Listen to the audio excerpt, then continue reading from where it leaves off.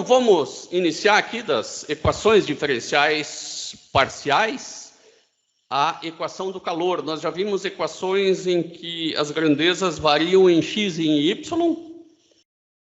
Era calor também, mas já em regime permanente, né? Aqui o calor vai variar também no tempo. São formas de transmissão de calor. Algumas são bem básicas, né? Convecção, condução e radiação. No espaço, só tem radiação. É muito difícil de você esfriar algo no espaço, né? Porque por condução não se esfria nada, né? A Estação Espacial Internacional. Né? Por convecção, muito menos, porque não tem ar, só por radiação. Então, vamos a uma motivação aqui, né? Aqui é uma motivação até um pouquinho feia, né? A pessoa pegou uma câmera aí e conseguiu filmar, né? E a pessoa sai de mansinho, né? Como se nada tivesse acontecido. Eu tenho aqui, imagina uma vela e uma barra. A vela esquenta e depois de um tempo eu tiro a vela e quero saber como vai se comportar a temperatura nessa barra ao longo do tempo. Obviamente, eu sei, é uma tendência natural, né, que as partes mais quentes esfriem e as mais frias esquentem. De forma que, se essa barra estiver isolada do mundo, eu espero, né, num achômetro pelo menos, que toda a temperatura fique igual a zero. Sabendo que o pico é de 100, o pico positivo é de 100 e os picos negativos de menos 100, que vai ficar mais ou menos na média. Isso aqui pode ser representado assim, ó, a temperatura no tempo, né? A variação U é a temperatura no tempo, ela é proporcional, né, à concavidade, né? Se aqui a concavidade é negativa, a variação da temperatura é negativa. Se aqui a concavidade é positiva, a variação da temperatura é positiva. Né? Então, a variação da temperatura no tempo é proporcional a... é xx, né? Concavidade é a variação da temperatura no espaço e não no tempo. Esta daqui, então, esta daqui, que é igual a esta daqui, é a equação diferencial parcial do calor em uma dimensão. Poderia ser em 3, né? Em 3, daí a gente simplesmente colocaria as 3 dimensões. Um jeito resumido de escrever em 3 dimensões é UT é igual a alfa vezes o divergente do gradiente de U. Isso aqui é uma forma de escrever derivada segunda no espaço, né? Também pode ser resumido simplesmente por esse cara aqui ao quadrado de U, né? ou também delta de U, né? Esse delta é igual a esse nabla, esse triângulo de ponta cabeça. Bom, mas sem complicações, tenho aqui a equação em uma dimensão. Esse é nosso objetivo em cálculo 4, né? Não estamos estudando transferência de calor. E para encontrar o U, que é a temperatura em x e no tempo, eu preciso particularizar a minha solução através de condições de fronteira e condições iniciais. Uma condição inicial e 2 condições de fronteira, porque lembrem-se que eu preciso conhecer uma das variáveis em cada uma das suas derivadas, né? Uma derivada, e aqui eu tenho 2 derivadas. Eu disse aqui que a derivada, a condição de fronteira, nas fronteiras x igual a 0, né? X igual a 0 e x igual a 5, né? Ou x igual a L, porque L igual a 5, elas são tal que a derivada da temperatura é 0. Dizer que a derivada da temperatura é 0 quer dizer que o sistema é isolado. Quer dizer que não há variação da temperatura em x. Aqui, ó, né? Daqui para um pontinho mais delta x, não há variação da temperatura. Isso quer dizer que está isolado. Aqui também. Não tem calor entrando e nem calor saindo, tem isopor de todos os lados dessa barra. Em cima e embaixo nós não colocamos nada, porque nós estamos interessados apenas em uma dimensão, mas já imaginem como se em cima e embaixo também tivesse isolado. E a condição inicial de temperatura ela é dada aqui, ó. Menos 100 cosseno de 2πx sobre 5. É linda essa condição inicial, né? Eu que inventei ela, né? É essa cossenoide ou senoide, né? Então, dada uma condição inicial e dadas as condições nas fronteiras, como vai se comportar a temperatura ao longo de x e ao longo do tempo? É uma função de duas variáveis. Aqui eu coloquei algumas constantes aqui só para matar a curiosidade, né? O que é o alfa? O que é o alfa? Da onde saiu o alfa? Bom, o alfa é aquele, o t igual a alfa uxx. Tá? O alfa é a constante de difusividade. É o quão rápido o calor se espalha, né? Tanto é que a unidade dele pode ser aqui metro quadrado por segundo, né? Ou milímetro quadrado por segundo. Se eu tenho uma barra, vou desenhar uma barrinha aqui, e eu esquentei só aqui, ó. Quão rápido o calor se espalha para lá ou para cá, né? Quantos metros quadrados por segundo ele corre. É natural, né? É uma constante bastante natural de entender. Mesmo porque, se você pegar o U é temperatura, então o U é graus Celsius. Derivado com relação ao tempo vai dar graus Celsius por segundo. Né? Aqui o UXX é graus Celsius por metro quadrado. O Kelvin, né? O ideal até seria Kelvin para ser sistema internacional. Vamos colocar Kelvin aqui. Bom, para essa unidade ser igual a essa constante aqui tem que ter uma unidade, nada mais natural que seja metro quadrado por segundo, né?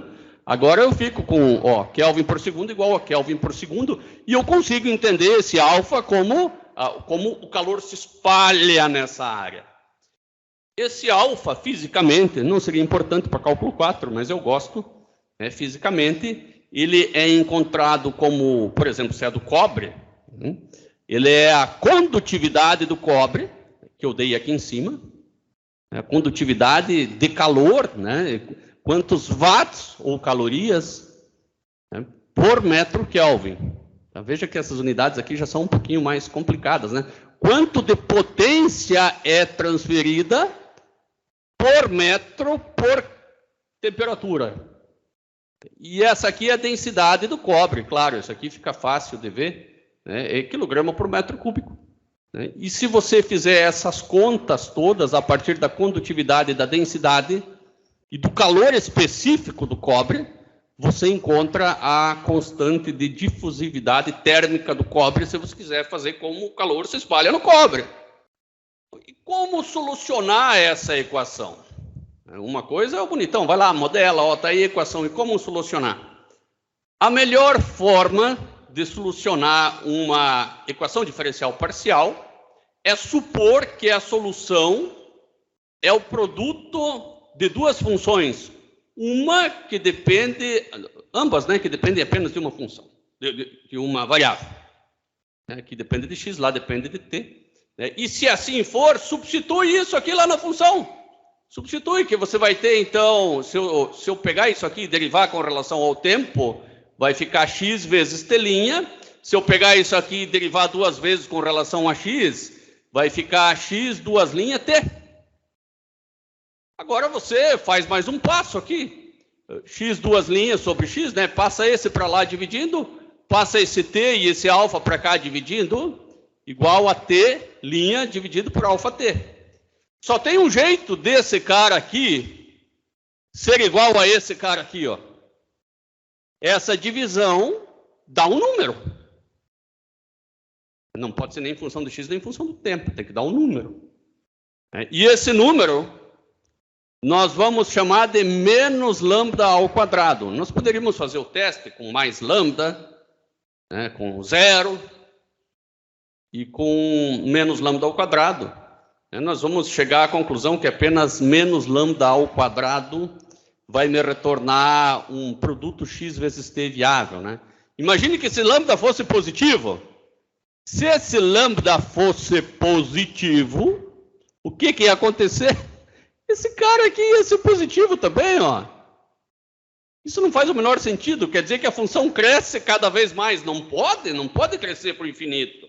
Diverge. Agora sim, agora ela tende, conforme o tempo passa, ela tende a zero. Isso faz sentido, isso é convergir. Do lado de cá, vai ser seno e cosseno. Se não fosse assim, se fosse um lambda positivo, seria um seno hiperbólico e um cosseno hiperbólico, que talvez também não fizesse nenhum sentido. Não vou nem tentar, já que eu sei que o positivo não dá certo. Tá? Bom, então temos aqui a solução da função. A solução, né? O nosso u, que é esse x vezes o t, tá aqui o t, sabe que SP é igual a E elevado a alguma coisa, né? Pelo amor de Deus. E tá aqui o x, tá? Aqui tem o alfa ao quadrado, mas não é alfa ao quadrado, uma vez que a gente colocou aqui, nós colocamos lá na função alfa. Se é alfa, não é alfa ao quadrado. Então, aqui em cima, essa solução é alfa. Talvez a pergunta seja, mas como é que você chegou nessa solução? É fácil, né? T' sobre alfa t é igual a menos lambda ao quadrado. Agora passo o alfa para o lado de lá, T' sobre t igual a menos alfa lambda ao quadrado. Fica fácil agora de descobrir qual que é a solução, né? T é igual a uma constante vezes n menos alfa lambda ao quadrado vezes t. Isso aqui é a solução de uma EDO. Eu acabei separando uma EDP, né? Aqui eu separei uma EDP em duas EDOs. Da mesma forma, o x, duas linhas sobre x igual a menos lambda ao quadrado. Quando a gente tem derivada segunda, a gente já sabe qual que é a solução, né? Aqui a solução vai ser x igual a cosseno de lambda t mais b seno de lambda t. Se você duvida, deriva duas vezes e põe lá. Aí você vai descobrir isso. Muito bem, descobri u de x e dt, né, que é na verdade, são várias soluções, não é uma só. Porque eu posso ter vários lambdas. Se eu tiver um só, é maravilhoso. Se eu tiver vários, quer dizer que eu tenho várias soluções, e a combinação linear dessas soluções também é solução. Que tal a gente colocar alguns números aí para ficar mais fácil, né? Nós dissemos que aqui está isolado, né? Aqui está isolado, então a derivada é igual a zero aqui, e a derivada igual a zero do lado de cá também. Eu vou pegar a solução que antes eu fiz, aqui, ó, essa solução, e vou derivar. Eu vou derivar com relação a x, obviamente, né? Derivar com relação a x. Então, a parte do e fica a mesma coisa, porque o e é elevado na t. Essa parte de onde tem o x, não, né? Então, lembre-se que aqui estava escrito cosseno de lambda nx. Então, você passa o lambda para fora, né? E continua. Aqui era seno de lambda nx, né? Passa o lambda para fora, né? Aliás, aqui era seno e aqui era cosseno, né? A derivada do seno é o cosseno e a derivada do cosseno é o menos seno. A mesma coisa aqui para o lado de baixo. Só que aqui eu estou fazendo para o x igual a zero. E aqui eu estou fazendo para o x igual a 5. Né? Ou igual a L, né? Porque L igual a 5. Aí eu substituí no lugar do x, 0, né? E também vou colocar 0 aqui. No lugar do x, eu substituí L e também vou colocar 0 aqui. Agora vamos fazer aqui para o primeiro passo, aqui para o contorno x igual a 0. 0 igual a somatório, blá, blá, blá, cosseno de 0, né? O seno eu já posso eliminar, que dá 0.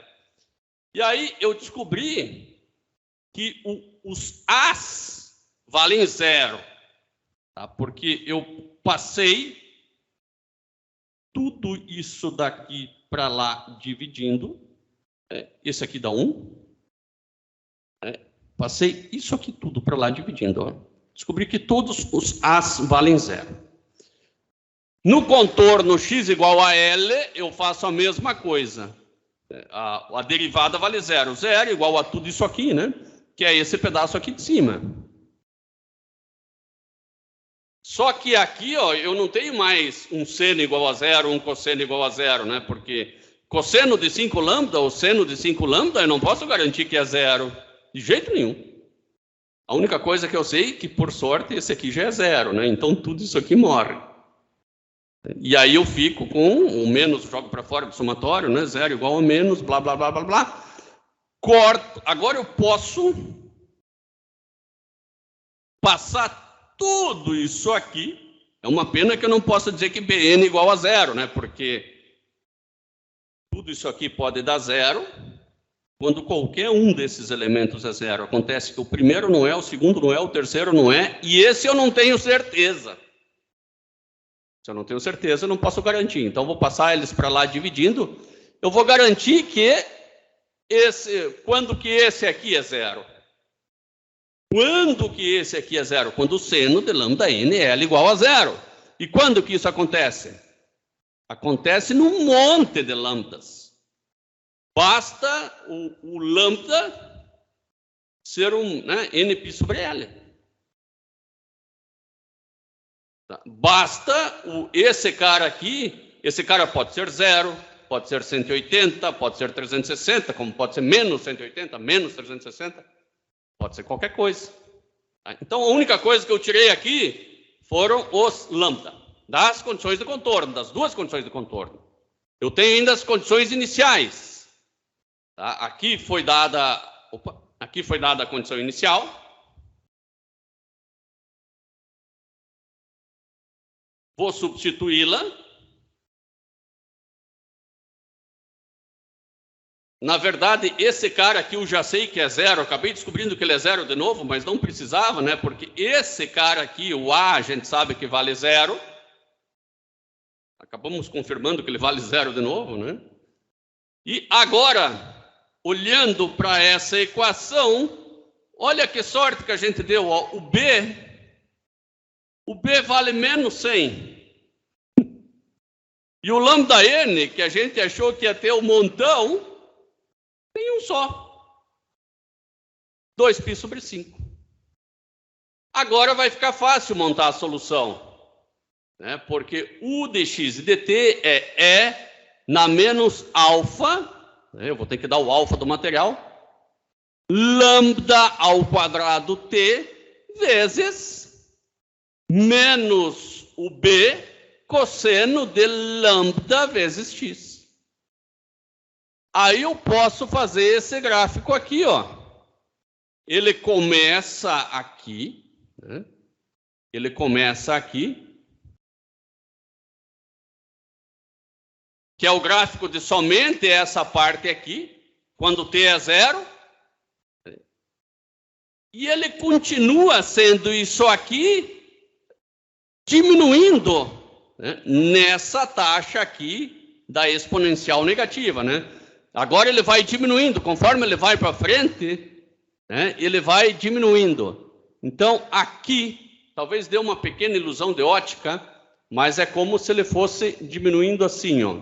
Aqui ele vai diminuindo para frente, né? Só que é 3D, é difícil de ver. Mas vocês conseguem ver aqui ele diminuindo, né?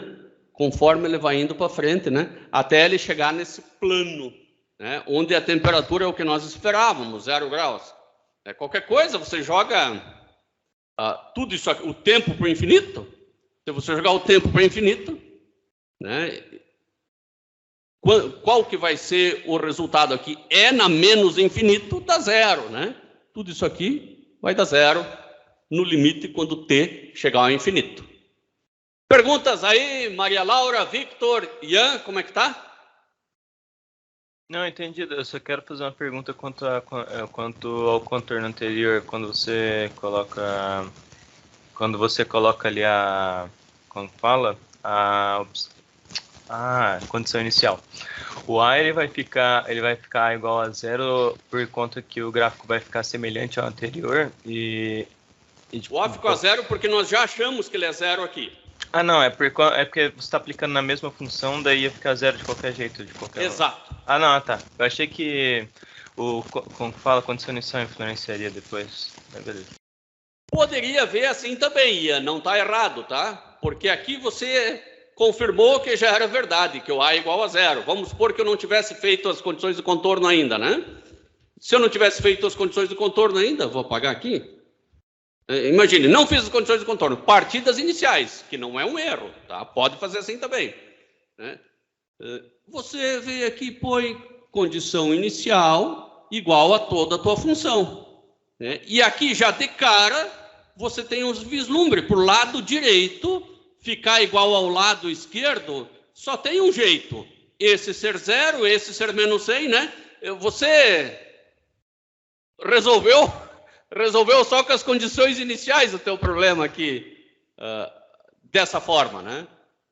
Mas é porque nós pegamos um caso em que esses dois lados estão isolados, eles poderiam não estar isolados, né? Se eles não estão isolados, aí não fica tão simples assim, mas está certo também o teu entendimento. Tranquilinho? Beleza. Beleza? Obrigado. Então vamos adiante. Vamos a uma situação aqui um pouco mais complicada agora. A solução ainda é a mesma, né? Claro, a equação do calor é a equação do calor, a solução sempre é a mesma. Eu tenho esta parte aqui de cima isolada, né? Derivada em x igual a zero. Mas agora esta parte aqui de baixo, ela não está isolada. Ela troca calor com a água. E eu vou imaginar que essa água ela está numa temperatura constante, ela está sendo agitada, né? Ela está constantemente trocando calor, e aqui, por exemplo, sempre 20 graus.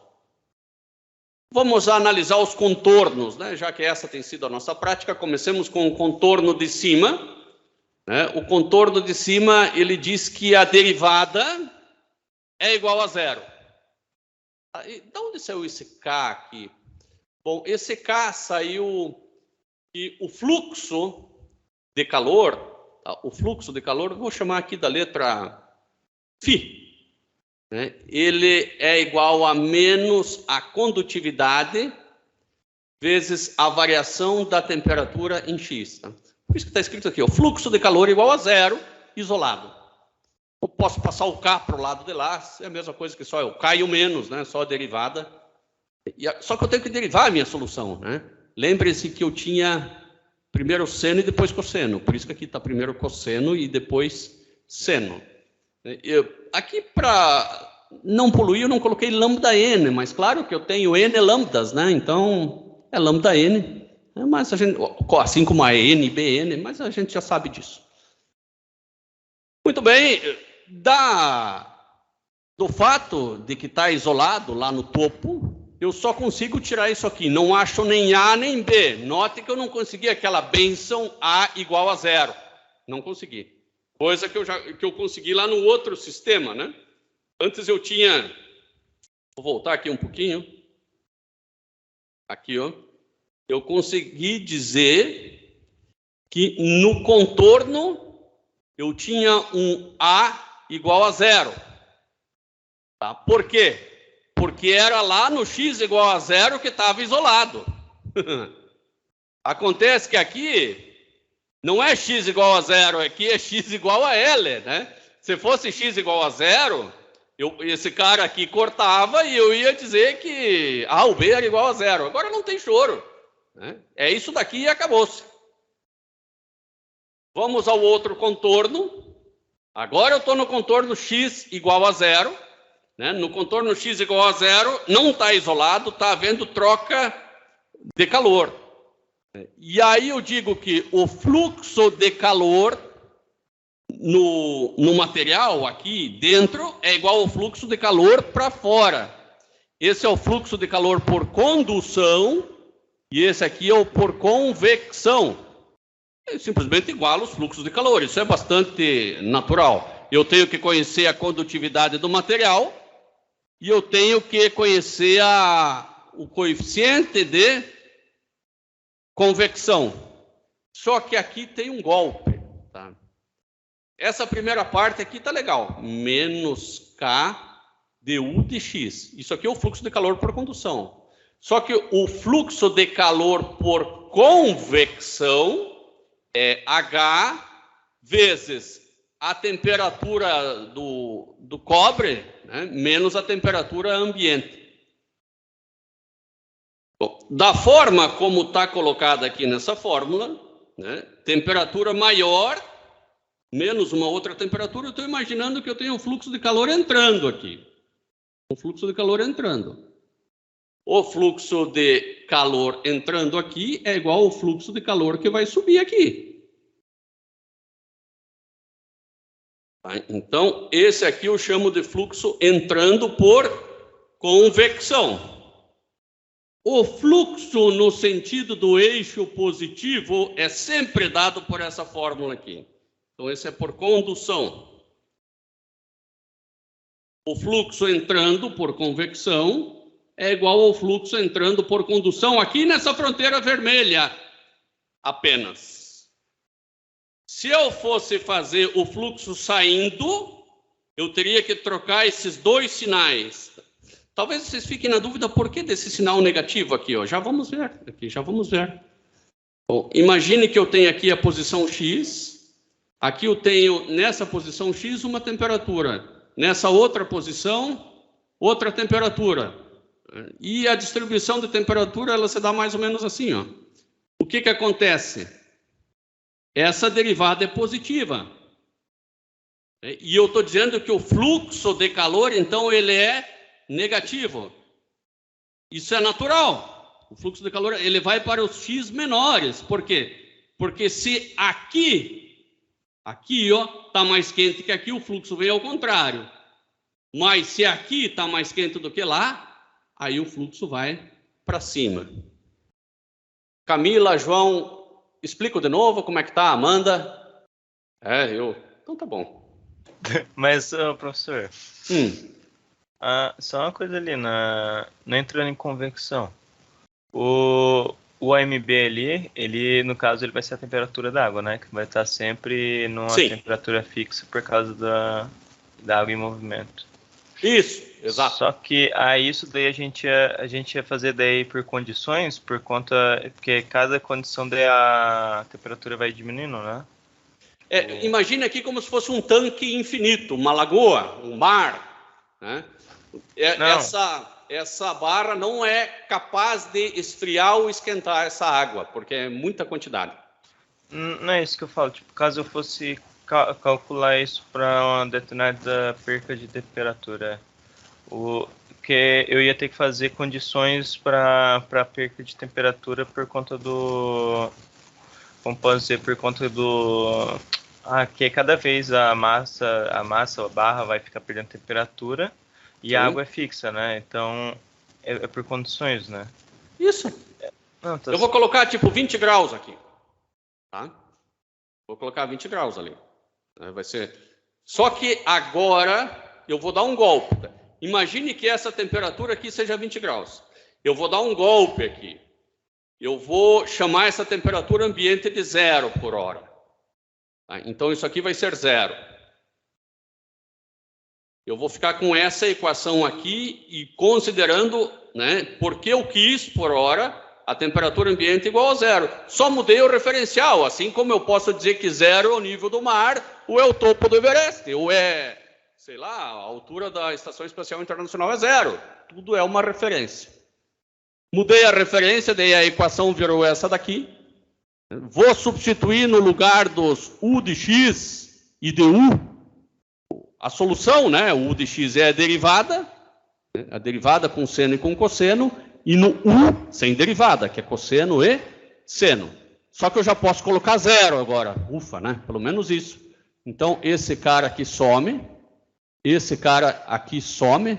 Eu consigo juntar muita coisa e eu acho aqui uma relação entre A e B. Bom, A, B e lambda. Tal como eu tinha antes. Uma relação entre A, B e lambda. O bom é que para ajudar tem infinitos A's, infinitos B's e infinitos lambdas, né? A gente não colocou N, então a gente se ilude achando que só tem 3 por enquanto. Tem mais uma condição? Tem as duas de contorno e tem a condição inicial. Bom, mas antes disso, antes de substituir na condição inicial, eu vou jogar esse A aqui dentro desse A. Daí eu fico, eu joguei dentro do outro A, né, porque aqui eu tinha antes A. E aí eu vou ficar só com B, né? E olha que sorte que eu dei, eu ainda vou cortar um B com um B. Quem sabe daqui eu consigo isolar lambda. Só tem lambda, porque o L é dado, é 5, é o comprimento da barra. O K e o H são dados, né? É só o lambda que eu preciso. Tenta isolar, não consegue. Por isso que o cálculo numérico é importante. Agora você vai fazer o seguinte, você vai passar esse seno para o outro lado e vai dizer que tudo isso é igual a zero. Também dá certo. Mas melhor do que isso, eu vou dizer que tudo isso aqui é um f de lambda. E aí eu faço o gráfico do f de lambda e por um método numérico, não tem método analítico, tá? É uma equação transcendental. O que é uma equação transcendental? Aquela que eu não acho, não consigo isolar, tá? Daí aqui no gráfico eu pego todos os valores em que ela passa por zero, né? E aqui eu encontrei, claro que eu fiz um programa que me encontrasse todos esses valores, ó. O primeiro é 0,4, que é esse daqui. O segundo é 1,5, que é esse daqui. O terceiro é 2,4, que é esse daqui. E assim por diante. Bom, achei todos os lambdas. Agora eu quero achar todos os A's e todos os B's, né? Aqui é o seguinte, a temperatura ambiente é 20 graus. Lembram-se que aqui atrás eu considerei L igual a zero, que eu mudei de referência. Bom, se a temperatura ambiente é 20 graus e eu disse, não, agora eu quero que ela seja zero, tudo tem que ser reduzido de 20 graus. E no exercício, a condição inicial é que essa barra, né, a condição inicial mesmo, é que essa barra estava inicialmente toda a 0 graus Celsius. Ela estava toda a zero. Como eu mudei o meu sistema de referência, agora essa barra, quando eu coloquei ela aqui, né, eu vou considerar como se ela toda tivesse a menos 20. Porque mudou a minha referência. No final das contas, quando fizer todas as contas, eu só tenho que somar tudo de 20. Então, essa barra, voltando ao problema, essa barra, ela é tal que, nessa extremidade, a troca de calor, e aqui sempre está 20 graus Celsius.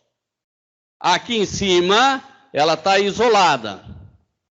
E a temperatura em toda a barra, no tempo igual a zero, é 0 graus Celsius.